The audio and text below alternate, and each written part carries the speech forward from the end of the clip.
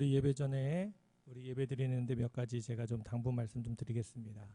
우리 교회는 방역 지침을 따라서 우리 현장 예배 진행하고 있는데 여러분들이 잘 협조해 주셔서 감사를 드립니다. 우리 오늘 구청에서 우리 교회 이제 방역을 잘 하고 있는지 확인차 점검을 좀 나온다고 합니다. 그래서 아마 2부 예배 마친 시간쯤 나올 것 같은데, 특별히 오늘 여러분들 예배 마치고서는 내려가실 때 좀 앞뒤 간격도 좀 거리를 두시면서 내려가시면 좋겠고요. 또 예배 후에 최대한 인사하는 거 좀 자제해 주시고 조속히 빨리 귀가해 주시면 좋겠습니다. 2층 로비가 복잡해질 수 있으니까 이제 좀 그렇게 협조해 주시기를 부탁을 드립니다. 그리고 마스크 착용 우리 항상 해주시길 바랍니다. 우리 다 같이 주일 예배를 하나님 앞에 드리도록 하겠습니다. 조용히 기도하겠습니다.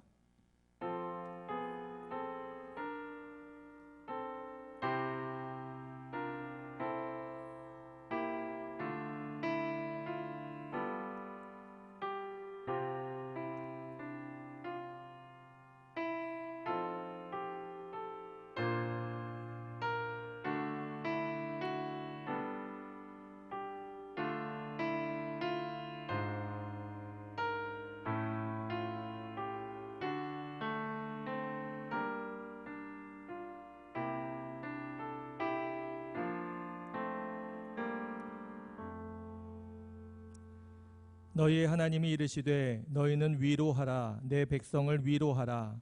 너희는 예루살렘의 마음에 닿도록 말하며 그것에게 외치라. 그 노역의 때가 끝났고 그 죄악이 사함을 받았느니라. 그의 모든 죄로 말미암아 여호와의 손에서 벌을 배나 받았느니라 할지니라 하시니라. 풀은 마르고 꽃은 시드나 우리 하나님의 말씀은 영원히 서리라 하라. 아멘. 우리 다 같이 사도신경으로 신앙 고백하도록 하겠습니다. 전능하사 천지를 만드신 하나님 아버지를 내가 믿사오며 그 외아들 우리 주 예수 그리스도를 믿사오니 이는 성령으로 잉태하사 동정녀 마리아에게 나시고 본디오 빌라도에게 고난을 받으사 십자가에 못 박혀 죽으시고 장사한 지 사흘 만에 죽은 자 가운데서 다시 살아나시며 하늘에 오르사 전능하신 하나님 우편에 앉아 계시다가 저리로서 산자와 죽은 자를 심판하러 오시리라. 성령을 믿사오며 거룩한 공예와 성도가 서로 교통하는 것과 죄를 사하여 주시는 것과 몸이 다시 사는 것과 영원히 사는 것을 믿사옵나이다. 아멘. 다 같이 찬송가 38장 찬송하겠습니다.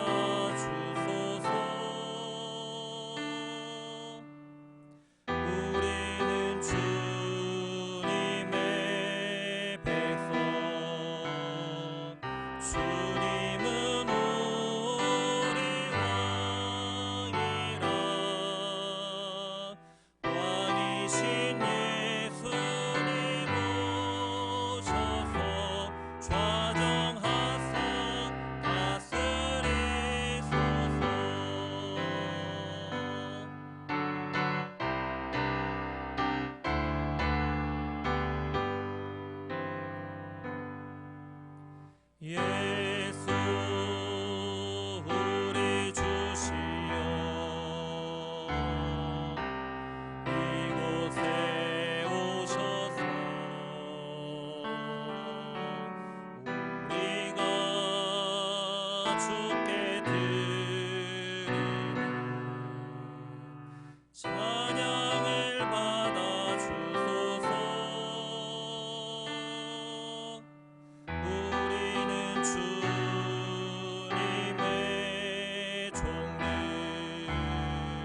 주님은 우리 주시라.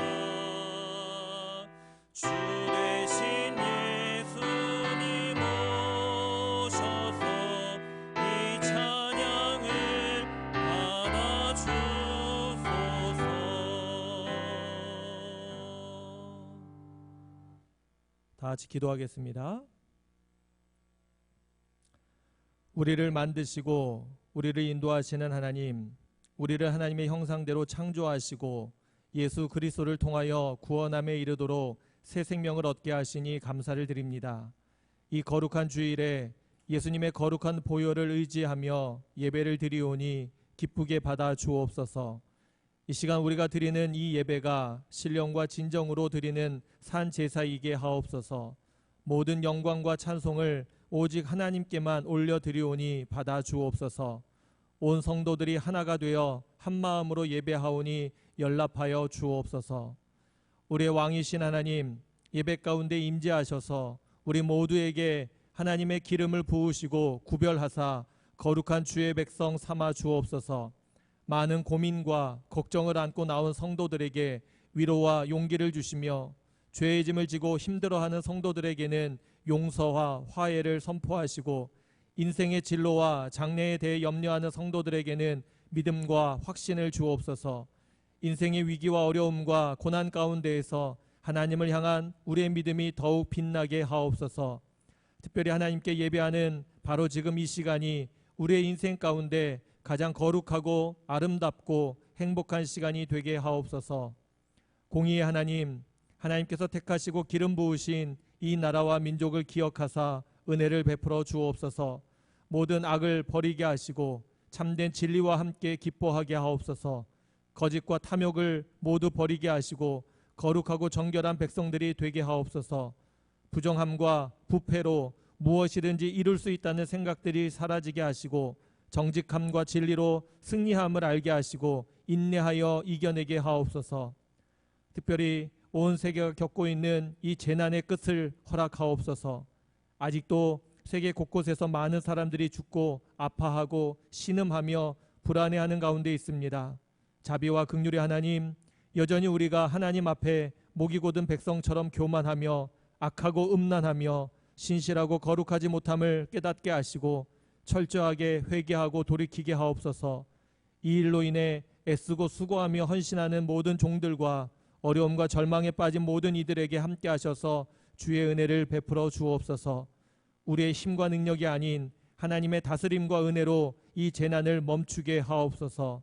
우리의 믿음의 가족 가운데 여러 가지 어려움과 실패와 좌절과 낙심을 안고 있는 이들에게 하나님의 도우시는 은총이 있게 하옵소서. 믿음을 잃지 않고 오직 믿음으로만 이겨내게 하옵소서.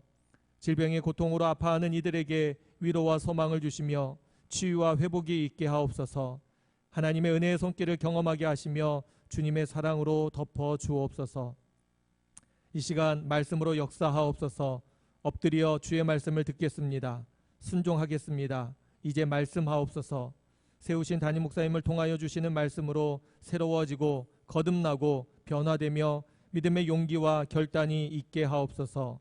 이번 한 주간의 삶도 말씀을 따라 주와 동행함이 기쁨이 되게 하옵소서.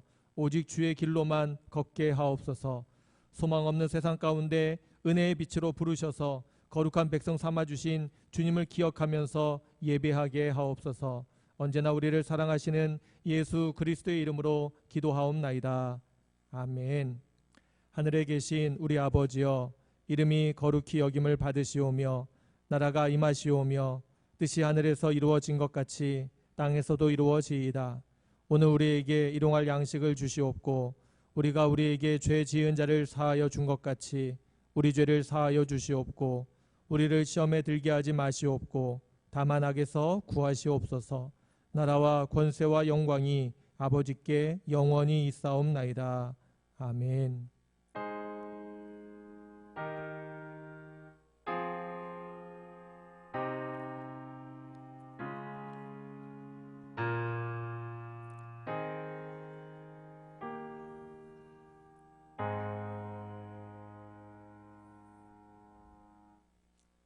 여러분들 삶의 자리 가운데 평안한 복이 가득하시기를 바랍니다. 오늘 비가 참 많이 오죠. 비가 내일까지 이어진다고 하는데 큰 피해가 없도록 여러분들 기도해 주시고 또 여러분들도 조심하시면 좋겠습니다. 특별한 광고는 따로 없고요. 여러분들 기존대로 방역 지침을 따라 진행하고 있는 부분들 잘 협조해 주시면 감사하겠고 오늘도 예배 마친 후에 여러분들 잘 도와주시고 협조해 주시면 감사하겠습니다. 오늘 이 시간 우리에게 주신 하나님의 말씀은 마태복음 5장 4절 말씀입니다.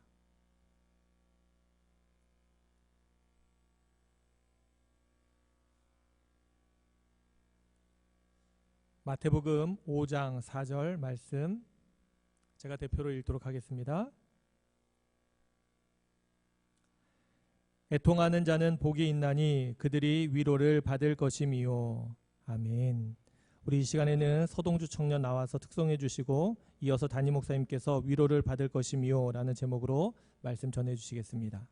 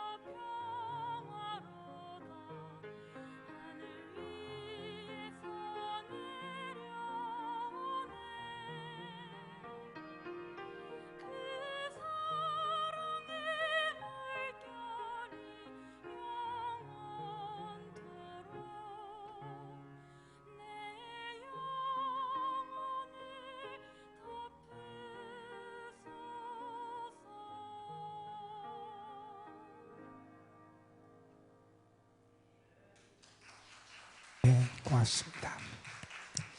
기도하겠습니다. 좋으신 하나님, 오늘도 우리와 함께 해주셔서 하나님을 예배하는 자리, 주를 만나는 시간, 하늘의 은혜를 기다리는 귀한 은혜의 처소, 그 시간들을 붙잡고 살아갈 수 있도록 인도해 주심에 감사를 드립니다. 하나님의 사랑과 보호하심과 인도하심을 받고 살아온 저희들, 그 은혜를 기억하며 먼저 감사할 수 있게 하여 주시고 참마음과 온전한 사랑을 담아서 주께 예배하며 주를 바라보며 의지할 수 있도록 성령께서 역사하여 주옵소서. 이 자리에 나와서 예배를 드리는 심령들, 그리고 영상을 통하여 주님 앞에 예배를 드리는 심령들, 하나님 한 영혼 한 영혼 한 심령 한 심령 위에 하나님의 은혜의 단비를 허락하여 주옵시며 하나님의 선하심, 자비하심, 은혜를 풍성하게 베풀어 주셔서 저들이 예배 이 시간에 살아계신 하나님, 능력의 하나님, 우리를 선대하시는 하나님, 긍휼이 풍성하시는 하나님을 온전히 경험케 하여 주옵소서. 주님이 우리의 왕이 되시고 주님이 우리의 주인이 되심을 고백합니다. 우리에게 임재하여 주셔서 우리의 삶을 다스려 주옵시고 하나님의 은총을 풍성하게 허락하여 주옵소서. 주님 앞에 나아가는 영혼들이 하나님의 말씀의 은혜를 사모합니다. 이 시간도 성령께서 우리 가운데 역사해 주셔서 하나님이 말씀을 듣게 하여 주시옵시고 말씀을 통하여 살아계신 하나님을 만나게 하여 주옵시고 오늘을 향한 하나님의 뜻을 깨닫고 결단할 수 있도록 더 큰 은혜를 베풀어 주옵소서. 부족한 것을 가리시고 하나님의 도구로만 사용해 주시기를 소망하며 우리 구주 예수 그리스도의 이름으로 간절히 기도드리옵나이다. 아멘. 여전히 우리의 삶의 현실은 평안함보다는 불안이, 그리고 무언가 안식보다는 아픔과 고통과 고난이라고 하는 단어가 더 잘 어울리는 그러한 현실을 우리는 살아가고 있는 것 같습니다. 많은 사람들이 이러한 상황 속에서 상처를 입고 아파하기도 하고 그들의 삶이 무너지는 그러한 경험을 하고 있기도 합니다. 이러한 사람들에게 어떤 말이 필요할까? 이러한 영혼들에게 무엇이 필요할까? 우리는 고민해 보게 됩니다. 많은 사람들이 특별히 이러한 고난과 재난과 고통의 시간과 아픔의 시간을 겪으면서 자신의 삶을 되돌아보라는 그러한 경고와 권고의 말씀을 외칩니다. 내 삶이 무엇이 잘못되고 우리의 삶이 어디에 어그러져 있고 무엇을 고쳐야 될지 되돌아보면서 회개하며 자신의 삶을 살피라 하는 그런 얘기를 합니다. 아마 맞는 얘기일 겁니다. 무엇이 우리의 삶에서 망가져 있는지, 우리의 삶에서 어느 부분이 어그러져 있는지, 무엇이 잘못되어 있는지 이러한 것들을 우리는 살피는 것도 정말 중요할 겁니다. 그런데 그 모든 것보다 더 근원적이고 더 우선적인 무엇인가가 우리에게 있어야 하지 않을까 하는 생각도 해보게 됩니다.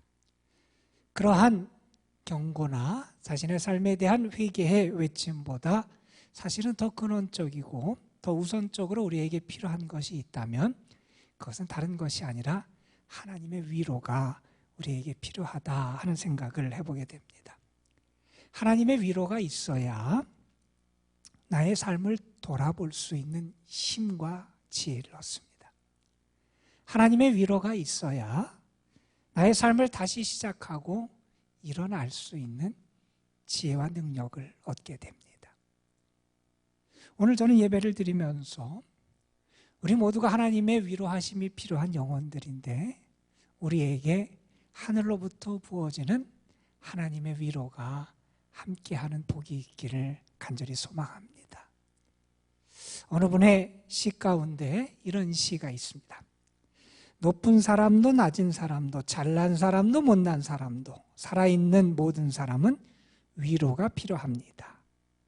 아들은 늘 아버지에게 위로받고 싶어 합니다. 그러나 아들을 위로하는 아버지는 아들보다 더 위로가 필요한 사람입니다. 아들이 가진 문제는 이미 아버지가 다 겪은 일이지만 아버지의 문제는 한 번도 겪어보지 못한 일이기 때문입니다. 젊은 딸에게 어머니의 위로는 생명의 양식입니다. 딸은 어머니의 위로를 받으며 성숙하지만 어머니는 딸을 위로하며 2배로 늙어갑니다. 시의 뒷부분에는 이렇게 시를 마감합니다. 삿대질하던 손을 거두고 원망하는 말을 돌이켜 앞에 있는 사람을 위로하세요. 실수한 그 순간을 속상해서 가슴 아픈 그 순간에 그가 받고 싶은 것은 위로입니다. 머리끝까지 화가 난 사람은 머리끝까지 위로가 필요한 사람입니다. 세상의 모든 사람이 위로가 필요하고 그 위로가 있어야 그 사람을 치료하고 회복시킬 수 있다 하는 그러한 이야기일 겁니다. 이러한 사람의 위로도 중요하지만 감사하게도 성경이 우리에게 증언하는 우리 하나님은 위로의 하나님이다 하는 것이 성경의 증언이기도 합니다. 1700년대 위대한 음악가 한 사람이 한 20여일에 걸쳐서 잠자는 것도 그리고 먹는 것도 잊은 채 한 곡을 작곡하고 있었습니다. 그분이 20여일 동안 몰두하면서 썼던 곡이 뭐냐면 우리가 잘 아는 메시아라고 하는 곡이고, 그 곡을 쓴 분이 우리가 잘 아는 핸델이라고 하는 그러한 작곡가입니다. 핸델이 메시아라고 하는 작품을 썼는데 그 작품의 시작 첫 노래의 가사는 시편 40편에 있는 말씀을 가지고 쓴 가사입니다. 그 위대한 메시아라고 하는 작품이 노래하는 첫 번째의 노래의 가사는 다른 것이 아니라 이거였습니다. 너희는 위로하라. 내 백성을 위로하라. 하나님이 하나님의 사람들에게 주시는 축복 가운데 하나가 이 위로라는 겁니다. 성경은 하나님의 위로하심에 대해서 우리에게 여러 말씀들을 합니다. 이사야 51장에 있는 말씀에서 하나님이 이렇게 탄식하시기도 합니다. 가라사대 너희를 위로하는 자는 나연을, 너희는 어떤 자에게 죽을 사람을 두려워하느냐. 너희를 정말 위로하고 너희를 사랑하고 너희를 돕고 너희와 함께하는 사람은 나 여호와인데, 그런 여호와인데 너희는 왜 자꾸 다른 어떤 대상과 사람을 의지하려 그러느냐 하면서 하나님이 안타까워하시는 그런 말씀이 있기도 합니다. 이사야 66장에서 하나님 이런 말씀도 하십니다. 어미가 자식을 위로함 같이 내가 너희를 위로할 것인즉 너희가 예루살렘에서 위로를 받으리니 너희가 이를 보고 마음이 기뻐서 너희 뼈가 연한 풀의 무성원 같을 것이다.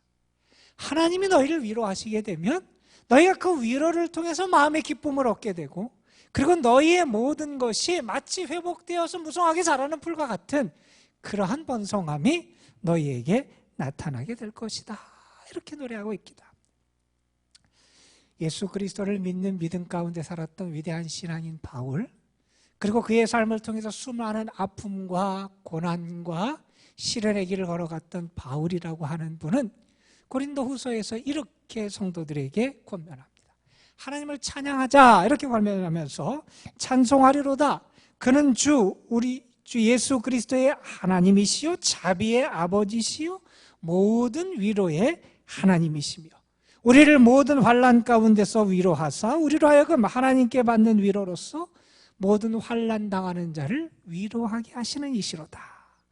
우리가 하나님을 찬양할 많은 이유가 있는데 하나님을 찬양할 분명한 이유 가운데 하나는 하나님은 우리를 위로하시는 하나님이시기 때문이다. 내 삶을 통해서 그걸 경험했다는 것이고, 하나님의 위로를 통해서 자기는 어떤 삶을 살아가게 되느냐, 다른 사람을 위로할 수 있는 그러한 사람으로 성장해 가게 됐다는 그런 고백을 하고 있기도 합니다. 하나님은 어떤 사람을 위로하십니까? 하나님은 환난 당하는 자를 위로하신다 그랬습니다. 하나님은 근심하는 자를 위로하신다 이렇게 말씀하기도 합니다. 하나님은 낙심한 자를 위로하신다 이런 말씀이 있기도 하고, 하나님은 두려워하는 자, 외로운 자를 위로하신다 이런 말씀을 하기도 합니다. 이 모든 말씀은 무슨 얘기냐? 하나님은 아파하는 사람, 슬퍼하는 사람, 고통 중에 있는 사람을 위로하시는 분이 우리 하나님이시다 하는 말씀을 하고 있는 겁니다. 오늘 우리가 함께 본 마태복음 5장에 있는 말씀은 하나님의 위로를 누가 받는지를 우리에게 분명하게 설명해 주는 말씀 가운데 한 말씀 우리가 살펴봤습니다. 애통하는 자는 복이 있나니 그들이 위로를 받을 것이다. 애통하는 자, 슬퍼하는 자가 하나님의 위로를 받게 된다 하는 그런 말씀을 하고 있는 겁니다. 오늘날 우리는 행복해지기를 원하지만 많은 사람들이 잘못된 행복관에 사로잡혀 살아가고 있는 것이 우리의 현실이기도 합니다. 어떤 사람들을 많이 소유하면 행복할 줄 압니다. 하지만 그 많은 소유욕이 그로 하여금 더 많은 소유에 대한 욕구를 갖게 하고, 많은 것을 가져도 만족할 수 없는 지경에 처하기도 합니다. 물질을 통해서, 소유를 통해서 만족을 얻고자 하는 사람은 마치 바닷물을 가지고 갈증을 해소하려고 하는 사람과 같은 그런 결과를 초래하게 된다는 겁니다. 물질에 대한 욕구가 우리에게 가져오는 가장 큰 심각한 문제 가운데 하나는 물질 때문에 하나님을 바라보지 못하게 하는 그런 경우도 우리에게 나타나기도 합니다.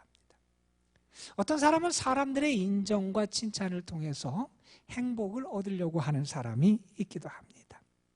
하지만 그러한 것이 얼마나 허망한지 우리는 많은 인기를 가졌다가 그것을 잃어버리고 또한 허망해하는 그러한 유명 연예인들이나 그런 사람들의 고백을 통해서도 그것이 얼마나 헛된지도 잘 알고 있기도 합니다. 성경이 우리에게 가르쳐주는 행복은 다른 데 있는 것이 아니라 하나님과의 관계 속에 있다고 하는 것이 성경의 진리입니다. 예수님께서 행복한 사람들에 대해서 가르쳐 주시면서 이렇게 말씀하셨어요. 마음이 가난한 사람이 복이 있다. 애통하는 자, 슬퍼하는 사람이 복이 있다. 의에 줄이고 목마른 사람이 복이 있다. 왜 예수님은 이러한 사람들이 복되다고 하셨냐면 이러한 사람들, 그러한 상황에 있는 사람들은 그 상황 때문에 하나님을 찾게 되고 하나님을 만나게 되고 하나님의 은혜 가운데 거하게 되고 하나님 안에서 믿음으로 살아가는 것을 경험하게 되고 하나님의 은혜를 누리게 되기 때문에 예수님은 그러한 사람들이 복된 사람, 행복한 사람이다 이렇게 말씀하고 계시다. 내가 하나님을 만나고 나의 삶의 아픔과 고난과 약함을 통해서 하나님과의 관계를 세우면서 하나님이 얼마나 좋으신 분인지, 하나님이 얼마나 나를 사랑하시는 분인지, 하나님께서 나에게 베푸시는 은혜가 얼마나 큰지, 하나님이 나를 어떻게 보호하시고 인도하시는지를 경험하면서 하나님 안에 살아가는 복, 행복을 누리게 된다는 거예요. 그 행복이 어려움도 역경도 이겨내게 하고 그 행복이 나로 하여금 기쁨 가운데 살아가게 하는 힘이 된다 하는 것이 주님의 말씀이기도 합니다. 오늘 본문에서 예수님은 행복한 사람들에 대한 마태복음 5장에 등장하는 팔복의 말씀 가운데 두 번째 말씀을 우리에게 들려줍니다. 애통하는 자가 복이 있다. 자신의 모습 때문에 슬퍼할 수 있는 사람, 자신의 죄와 연약함 때문에 슬퍼하며 애통해할 수 있는 사람, 이 세상의 죄악 때문에 가슴 아파하고 울 수 있는 사람, 억압 가운데서 고통 속에서 아파하며 슬퍼하는 사람, 신앙을 지키기 위해서 애통해하고 아파하며 슬퍼하는 그러한 사람이 복이 있다는 겁니다. 그런 사람이 어떤 복을 받느냐? 예수님 말씀하신 복은 하나님의 위로를 받는다 하는 겁니다. 감동적인 이야기라고 우리에게 전해지는 그러한 글들을 모아놓은 책에 나오는 내용입니다. 여행을 다녀오다가 일가족이 큰 교통사고를 당하게 됐어요. 사춘기의 여자아이가 있었는데 두 다리가 교통사고 때문에 이제 더 이상 걷지 못하는 신세가 됩니다. 목발을 짚고 생활해야 됐습니다. 사춘기 한참 예민하고 중요한 시기에 그런 사고를 당했으니 얼마나 낙심되고 상심이 컸겠어요. 참 절망 가운데 있었는데 그래도 그 아이에게 위로가 됐던 것은 무엇이냐면 그 사고에서 아버지도 자기와 같은 처지가 됐다 하는 게 위로 아닌 위로가 됐다 그럽니다. 아버지도 목발을 짚고 생활해야 하는, 다리를 다쳐서 그런 부상을 입게 된 게 그나마 혼자 그러한 불행 속에 빠지지 않았다라고 하는 게 위로가 됐다 그럽니다. 그런데 그렇게 얼마 더 시간을 지나서 그렇게 지내고 있다가 놀랄만한 일이 어느 날 벌어지게 됩니다. 아버지가 갑자기 목발을 집어던지고 찻길로 뛰어드는 모습을 보게 됩니다. 왜냐하면 거기에 어떤 아이가 뭘 주스러 가다가 차에 뛰어들었는데 차 사고가 날 것 같은데 아빠가 목발을 집어던지고 그냥 아주 정상적인 사람처럼 달려가는 모습을 보게 됩니다. 깜짝 놀랐어요. 그 일이 있은 다음에 알게 됩니다. 같은 아픔을 겪은 사람이 위로할 수 있을 것 같아서 아빠가 사실은 그렇게 다치지 않았는데 아이를 위로하기 위해서 그렇게 목발을 짚고 생활을 했다는 겁니다. 아이가 눈물을 흘리는데 그 우는 아이에게 엄마가 이렇게 얘기합니다. 아빠는 너를 위로할 수 있는 자신의 모습을 자랑스러워했다 하는 그런 이야기를 합니다. 물론 이것이 맞다 틀리다 뭐 이런 것을 떠나서 같은 처지에 있고 그래서 위로할 수 있기를 원했던 그 아버지의 마음을 우리는 읽게 됩니다. 하나님은 우리의 처지를 아시고 우리의 상황을 아시고 우리의 연약함을 아시고 우리의 절망을 아신 분이 우리 하나님이셨어요. 그 하나님이 독생자 예수 그리스도를 이 땅에 보내주셨다 하는 것은 달리 말하면 하나님의 위로가 얼마나 큰지 하나님의 사랑이 얼마나 큰지를 우리에게 보여줄 수 있는 그 위로의 극치가 되는 사건이었다고 우리는 말할 수 있을 겁니다. 하나님은 우리의 처지를 외면하지 않으십니다. 오히려 그 처지 가운데 빠져있는 우리의 삶 속에 예수님을 보내주셔서 우리의 모든 죄를 대신 지고 더 큰 고난의 길을 걸어갈 수 있게 하신 것이 하나님의 사랑이었고 우리를 향한 하나님의 위로하심이었다는 것. 바울은 이렇게 얘기합니다. 그 그리스도의 고난 때문에 우리에게 위로가 넘친다 하는 말을 합니다. 우리가 받는 위로도 그리스도로 말미암아 넘칩니다. 그가 경험했던 그리스도의 사건이었고 하나님의 위로의 모습이었다는 것. 우리의 삶에서 우리를 아프게 하고 슬프게 하는 일들이 얼마나 많은지 모릅니다. 우리는 우리 주변에서 벌어지는 일들을 통해서 악한 사람들의 여러 가지 시도나 모습 때문에 우리의 삶에 어떤 아픔이 있는지 그리고 어떤 상처들을 받게 되는지 그리고 우리가 얼마나 큰 고통을 겪는지 그 악의 영향이 얼마나 큰지도 우리는 보고 있습니다. 하지만 그러한 악의를 행하는 악한 일을 행하는 사람들을 손가락질하기에 앞서서 우리는 우리 자신도 그러한 존재임을 부인할 수 없음도 고백하게 됩니다. 악의 가능성이 여전히 우리에게 널려 있습니다. 적절한 그러한 상황만 조성되면 누구나 예외 없이 악인이 될 수 있다는 것도 우리 너무나 잘 압니다. 그 악한 것이 얼마나 전염성이 크고 그 해악이 얼마나 많은 이들을 아프게 하고 상처를 주는지도 우리는 너무나 잘 압니다. 이러한 삶의 현실, 우리의 연약함을 바라보며 우리는 슬퍼하며 애통하게 됩니다. 물론 이 세상에서는 악의 때문에 고통을 당하고 악한 사람 때문에 특별히 그런 의도를 가진 사람 때문에 아파하고 슬퍼하는 그런 일들만 있는 것은 결코 아닙니다.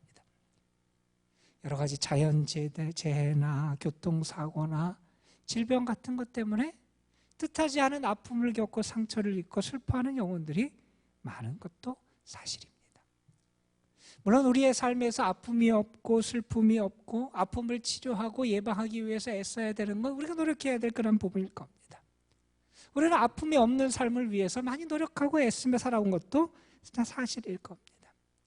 그러나 우리가 알듯이 우리의 삶의 모든 아픔을 우리가 제거할 수도 없고 슬픔을 제거할 수도 없다는 것도 우리의 삶의 현실임을 우리는 깨닫게 됩니다. 성경은 우리에게 신앙의 길, 우리의 삶이 아픔과 슬픔이 없는 삶이라고 결코 가르치지를 않습니다.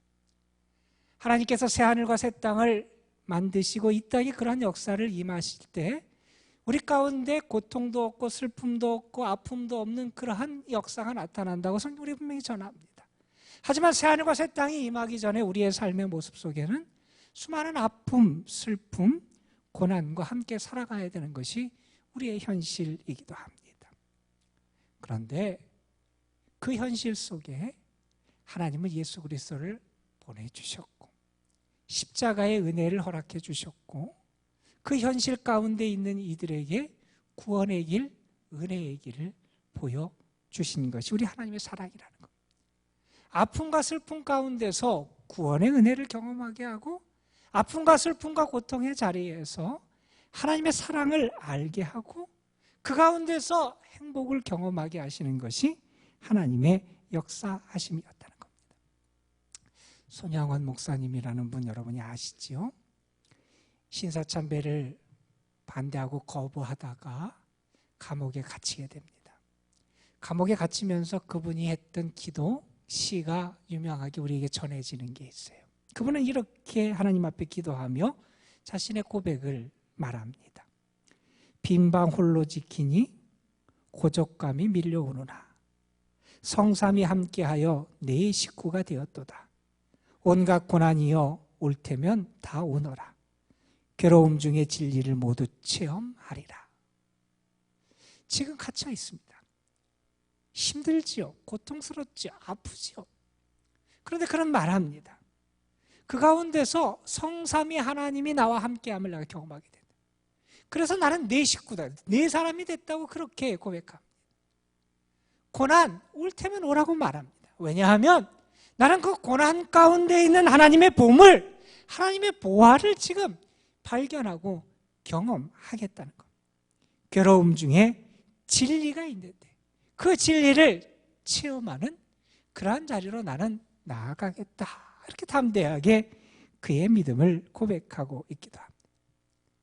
아픔의 가치를 알았고 그 속에 담겨진 보물을 알았고 하나님이 그 중에서 어떻게 그를 위로하시고 함께 하시는지를 그는 알았던 겁니다. 우리는 나도 모르는 사이에 아픔은 나쁜 거고 고난은 나쁜 거고 그러한 것은 비정상적인 거다라고 하는 그러한 의식을 나도 모르게 갖고 살아갑니다. 그래서 마치 가난한 것도 병든 것도 사고를 당하는 것도 실패하는 것도 모두 정상이 아니고 그리고 그런 것이 나쁜 것이고 우리의 삶에서는 있어서는 안 되는 요소같이 그렇게 살아갑니다.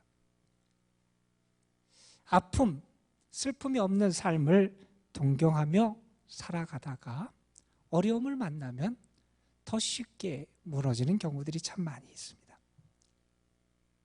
성경은 우리에게 아픔과 시련은 우리를 무너뜨리는 사건이 아니라 우리의 믿음의 진가를 나타내는 그러한 시기 사건이라고 말하는데 많은 신앙인들이 그때 무너지고 아픔 앞에서 슬픔 앞에서 초라한 자기의 모습을 발견하곤 하게 됩니다.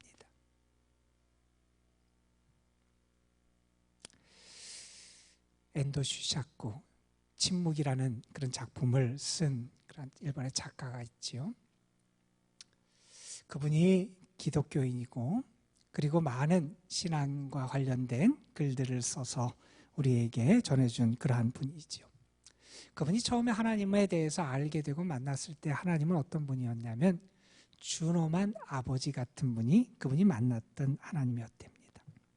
하나님은 철두철미한 분이고 그리고 그 하나님과 함께 살아가는 삶에서 아픔도 슬픔도 설 자리가 없는 그러한 것이 신앙생활인 것 같은 그러한 신앙생활의 모습을 갖게 되었답니다. 그렇게 살아갈 때 연약한 것은 마치 죄처럼 보였고 아픔의 눈물은 수치처럼 여겨지는 그런 신앙생활을 처음엔 하게 됩니다. 그러다가 그가 많은 아픔을 겪게 되고 아픔의 현실 속에서 살아가는 그러한 시기를 겪게 됩니다. 특별히 전쟁이 있었고요. 그리고 다른 어떤 것보다 어머니의 아픔을 통해서 신앙의 새로운 길을 찾게 되는 그런 경험을 하게 됩니다. 사랑하는 어머니가 많은 고난을 겪으며 살아가더라는 겁니다. 버림을 받았어요. 홀로 아이들을 키우면서 참 어렵게 삶을 살아가야 했다. 그 어머니도 신앙인이었고 하나님을 열심히 믿는 그러한 분이었다는 겁니다. 그런데 하나님 한 분만 의지하고 살아가는 그 어머니에게 아픔과 슬픔이 떠나지 않더라는 겁니다. 하나님에 대한 어머니의 믿음은 점점 깊어지는 것 같은데 그러면 좀 아픔이 사라지고 슬픔이 사라지면 좋을 것 같은데 어머니의 아픔과 슬픔도 점점 더 깊어지더라는 겁니다. 어머니가 섬기는 하나님, 그의 삶에서 아픔과 슬픔을 없애주시는 하나님으로 경험되지 않더라는 겁니다. 그런 경험을 하면서 그분이 깨달았던 것은 무엇이냐면 하나님은 그 아픔과 슬픔의 자리에 함께 하시는 분이 하나님이구나 하는 것을 알게 됐다는 거예요. 이전에는 그런 아픔과 슬픔이 있어서는 안 되는 거라고 생각했습니다. 나쁜 거라고 생각했습니다. 그런데 자기의 삶에서 그런 아픔과 슬픔과 애통함의 시간을 가지면서 알게 된 것은 하나님은 그 아파하는 시간, 슬퍼하는 시간, 그렇게 애통하며 괴로워하는 그 영혼과 함께 하시는 분이 하나님이시더라 하는 것을 경험하게 됩니다. 하나님이 그 가운데 위로해 주심을 경험하게 됩니다. 하나님이 그 가운데 함께 하심을 경험하게 됩니다. 하나님은 어떤 하나님이냐? 슬퍼하는 자, 애통하는 자, 아파하는 자를 외면하는 하나님이 아니라 그들을 감싸주시고 위로해 주시고 함께 아파해 주시고 사랑해 주시는 분이 우리 하나님이라는 것을 알게 됐다는 것. 그의 작품 가운데서 이런 글을 남깁니다. 주 예수 그리스도는 누더기처럼 더러운 인간을 찾아 구해 주셨습니다. 매력이 있는 것, 아름다운 것에 마음이 끌리는 것은 누구나 할 수 있는 일입니다. 그런 것은 진정한 의미의 사랑이 아닙니다. 색바란 누더기처럼 되어버린 인간과 인생을 버리지 않는 것이 진정한 사랑입니다. 다 바랜 것 같고 다 무너진 것 같고 다 허물어진 것 같은데 그 영혼을 사랑하시고 버리지 않는 그 위로의 하나님을 만나게 됐다는 겁니다. 여러분의 삶의 자리는 지금 어떤 자리입니까? 여러분은 지금 무엇 때문에 아파하고 슬퍼하고 계십니까? 여러분은 여러분의 아픔을, 여러분의 슬픔을 정말 느끼며 살아가고 계십니까? 여러분은 여러분 이웃의 아픔과 슬픔도 느끼며 살아가고 계십니까? 사람이 자기 연민에만 빠지면 이웃의 아픔을 느끼지도 깨닫지도 못합니다. 너무나 큰 아픔을 겪다 보면 때로 무뎌질 때도 있습니다. 어떤 사람은 그냥 편안한 삶의 자리에 있다 보니 아픔이라는 것을 느끼지 못하고 살아갈 때도 있습니다. 선천성 무통각증이라고 하는 병이 있답니다. 이거는 아파도 다쳐도 불에 태워도 아픔을 느끼지 못하는 거랍니다. 정말 위험한 병이라고 사람들은 이야기를 합니다. 우리 마음도 마찬가지일 거고 우리의 믿음도 영혼도 마찬가지일 겁니다. 내가 정말 아픔을 느끼지 못하고 슬퍼하지 못한다면 우리는 지금 어쩌면 큰 병에 걸려 있는지도 모를 겁니다.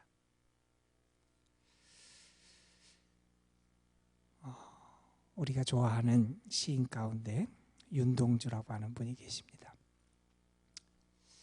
자신의 삶의 아픔, 시대의 아픔, 민족의 아픔을 품고 살았던 분이고 노래했던 분이고 그리고 우리가 아는 것처럼 그는 신실한 신앙인이기도 했습니다.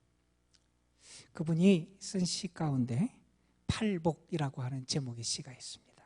우리가 아는 예수님의 산상수훈의 팔복, 거기서 온 거지요. 원래 예수님의 말씀 산상수훈의 팔복은 복된 사람, 복 있는 사람이 누구인지 선언하면서 이런 사람이 복이 있다. 마음이 가난한 사람, 애통하는 사람, 온유한 사람, 의에 줄이고 목마른 사람, 긍휼히 여기는 사람, 마음이 청결한 깨끗한 사람, 화평을 이루는 사람, 의를 위하여 박해를 받는 이러한 11사람들이 복이 있다 하는 것이 팔복의 내용입니다. 그런데 그 팔복에서 기인해서 이분이 시를 쓰면서 팔복이라고 하는 제목의 시를 썼는데 거기서 언급되는 그런 사람의 모습은 딱 한 가지밖에 없습니다. 그 한 가지 모습을 8번 반복하면서 팔복이라는 제목을 붙였습니다. 뭐라고 썼냐면 이렇게 썼습니다. 슬퍼하는 자는 복이 있나니, 슬퍼하는 자는 복이 있나니, 슬퍼하는 자는 복이 있나니, 슬퍼하는 자는 복이 있나니. 8번에 걸쳐서 그렇게 슬퍼하는 자가 복이 있다고 선언합니다. 아픈 시대를 살아가면서 민족의 아픔도 그리고 개인들의 아픔도 아마 그는 경험했을 겁니다. 그런데 아마 더 중요한 것은, 믿음의 자리에서 중요한 것은 아픔과 슬픔이 있는 그곳에 하나님의 위로가 있음을, 하나님의 은혜가 있음을 그분은 경험했을 것이고, 그렇게 아파하고 슬퍼하는 자리에 함께 하신 예수 그리스도의 사랑과 십자가가 그에게 느껴지고 경험됐기에 그러한 노래를 부를 수 있었을 것이 아닌가 생각하게 됩니다. 오늘 말씀은 우리에게 이렇게 합니다. 애통하는 자가 복이 있다. 슬퍼하는 자가 복이 있다. 저는 이번 한 주간 여러분에게 조금 의외라고 생각할지 모르지만 그러한 부탁을 좀 드리고 싶습니다. 한 주간 동안은 슬퍼하는 자가 되는 훈련을 좀 받았으면 좋겠습니다. 애통하는 자로 좀 살아갈 수 있었으면 좋겠습니다. 하나님의 위로가 임하는 사람, 하나님의 위로가 나타나는 사람, 하나님의 위로를 경험할 수 있는 사람, 여러분이 그런 사람으로 좀 살아갈 수 있었으면 좋겠습니다. 혹시 이미 아픔을 겪고 또한 슬퍼하며 고통 중에 있는 분이 계시다면 그런 아픔과 슬픔을 허비하지 마시기 바랍니다. 그 속에 보물이 있고 하나님의 은혜가 있고 위로하심이 있습니다. 그것을 깊이 경험하는 은혜가 여러분에게 있었으면 좋겠습니다. 여러분의 삶이 지금 편안하고 문제가 없다면 여러분 자신의 삶에 대해서 감사하시고 겸손하십시오. 그리고 여러분, 어려운 때를 살아가기 위해서, 어두운 밤을 맞이하기 위해서 믿음의 기름을 잘 준비하셨으면 좋겠습니다. 슬퍼하는 법을 배우십시오. 애통한 사람으로 살아가십시오. 아파해 보십시오. 그럴 때 여러분에게 큰 위로로 임하시는 하나님의 은혜를 여러분이 경험하게 될 줄로 믿습니다. 여러분, 우리에겐 위로가 필요합니다. 그런데 슬퍼하는 자를 하나님 위로하신다 그랬습니다. 무엇 때문에 애통해야 되는지, 내 삶에서 슬퍼하고 애통할 문제들이 뭔지 살펴보면서 애통함 가운데 슬퍼하는 자리에 임하시는 하나님의 위로와 사랑을 풍성하게 경험하는 여러분의 삶이 되시기를 주님의 이름으로 축복합니다. 기도하시겠습니다. 아버지 하나님, 애통하는 자는 복이 있나니 그들이 위로를 받을 것이며, 주님 말씀하셨습니다. 우리는 지금껏 애통하는 것이 잘못된 줄 알았습니다. 아니, 슬퍼할 줄 모르는 자로 살아왔습니다. 성령께서 우리를 만나시고 만져주셔서 자신으로 인하여 애통할 수 있는 자, 다른 사람의 아픔과 상처 때문에 애통할 수 있는 자, 이 민족의 아픔, 무너져 내리는 여러 가지 모습을 보면서 아파할 수 있는 자,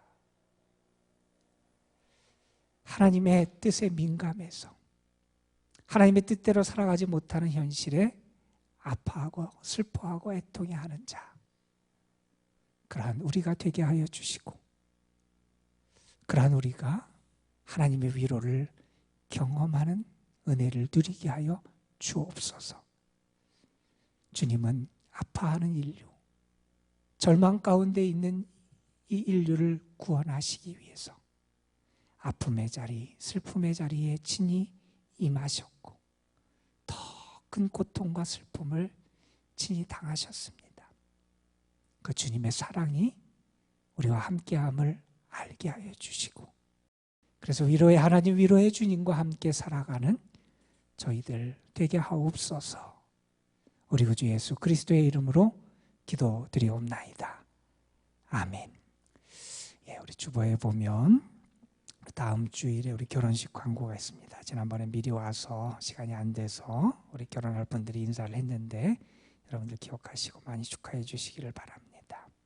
그리고 우리 조상남 권사님 가정에 있었던 우리 서감녀 권사님 장례 여러분 기억하시고 많이 위로해 주시기 부탁드립니다.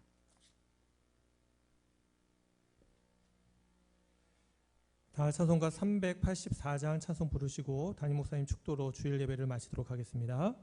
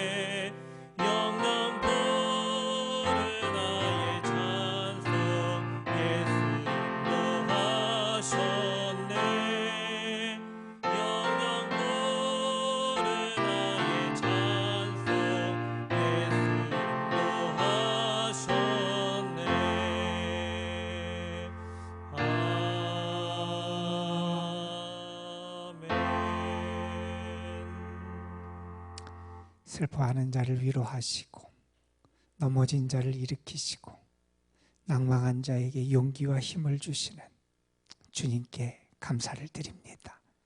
그 주님의 은혜가 한 주간 우리의 삶에 늘 함께 할 줄로 믿습니다.